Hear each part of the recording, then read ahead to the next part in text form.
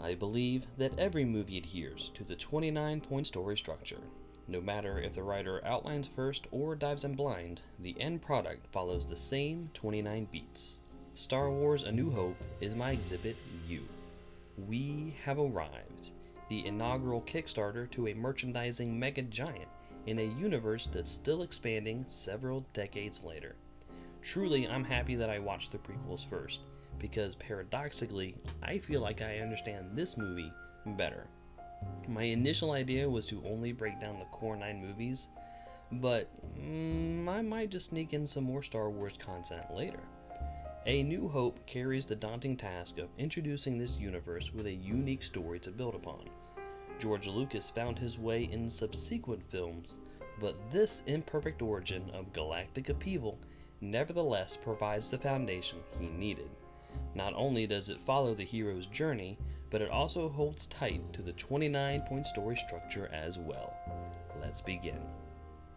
A tight focus on the core elements of the protagonist's personality, inner conflict, and situation. Princess Leia, last seen as a swaddled newborn, is all grown up and fighting the authoritarian regime. I'm sure Padme is proud. Luke Skywalker, last seen about 10 feet from his current position, struggles with small town life.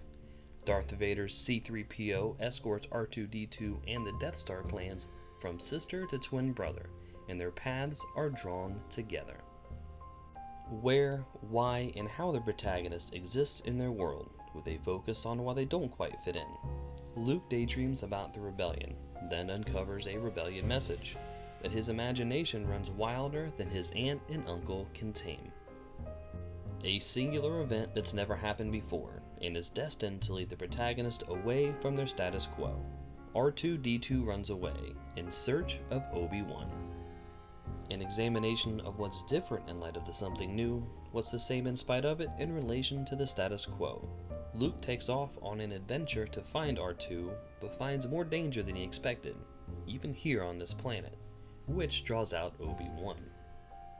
The discovery that things are less than ideal, or an exploration of how badly things are. R2-D2's mysterious tie to Obi-Wan deepens with his confusion. Luke hears a version of Vader's role in his father's murder, then handles the lightsaber of the Jedi Knight he descends from. Characters dedicate their effort to a specified goal, which is smaller in scope than the primary objective of the third act. Obi-Wan tries to recruit Luke into the mission to save Leia, but he's bound to his responsibilities. Vader balances the discussion regarding the at-large Death Star plans and helpfully discusses battle strategy. A brief checklist of the story elements needed for the second act. The reach and brutality of the Empire, family tragedy and the suffering of the innocent, the rebellion and its legitimate threat to the Empire, and the legacy of Luke's lineage, complete with the few characters from Episode 1 still around. The singular event that launches the protagonist into the wild jungle of the second act, also called an oh shit moment. Luke accepts the mission to help Leia and agrees to be trained as a Jedi Knight. No shit. Characters must learn all new rules and expectations distinct to this adventure. Luke witnesses firsthand the odd abilities of the Force and learns how a Jedi Master handles the roughest of cantinas. Characters showcase their ability to grow in the areas this adventure requires, typically through external means. Obi-Wan finds a transport off the planet, Han freaking Solo, who comes with his own grab bag of complications. Characters face legitimate and understandable reasons to deviate from their stated convictions, agendas, or desires. Imperial troopers pose a greater threat than Jabba's goons, reason enough for Han to abandon this cargo too, and Leia balances the weight of her home planet against the rebellion. An escalation of problems that vex the characters. The Death Star destroys Alderaan, felt by Obi-Wan, who frets with urgency, while Luke speeds along his training. Tarkin reels from Leia's deception and calls for her execution. Characters evolve internally by utilizing everything they've gathered and learned. Solo and company stroll right into a brand new mystery, and tease out the truth of it together. Vader deduces the motives of the Millennium Falcon and has it searched, but its crew sneaks deeper into the Death Star. Journey-weary characters reconcile the reality of their ongoing situation with who they were in the first act. Obi-Wan commands Luke to escort the droids even further for the sake of the rebellion, while Han frets what he's willing to do at the current price point. A singular event that strikes at the protagonist's core conflict. Hopelessly out of place, Luke, Han, and Chewie navigate a situation much larger than them. Characters find a safe harbor that also provides needed answers for both external and internal conflicts. Luke and company breach the detention level and bust Leia out of jail. Demonstrating the further power of the Force, Vader senses Obi-Wan and deduces that their confrontation is inevitable. The clarified objective is realized in part or in whole, though it's meaningless without the completion of the primary objective. The crew escapes with Leia, in a manner of speaking. They saved Leia, but they're still in the Death Star. An existential conflict that wounds the character's sense of self, worldly identity, or their journey. The garbage mashers start up and threaten to make the crew a little thinner. Hiding, R2-D2 and C-3PO fall out of contact and cannot help. In the final moments, R2-D2 saves the day. An undeniable win for the protagonist, typically in direct connection to the rebirth. Luke, Leia, Han, and Chewie blast their way to the hangar, back to the Millennium Falcon.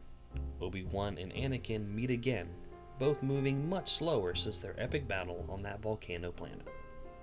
A grand loss directly connected to the character's newfound inability to quit the journey. With the rescue mission nearly complete and no hope of beating Vader, Obi-Wan sacrifices himself for a greater purpose. A thematic freefall tied directly to the heavy price. Free from the Death Star, the Millennium Falcon fights off the TIE fighters deployed to stop them. 1970s space fighting action. A singular event that robs the protagonist of seemingly any chance of success.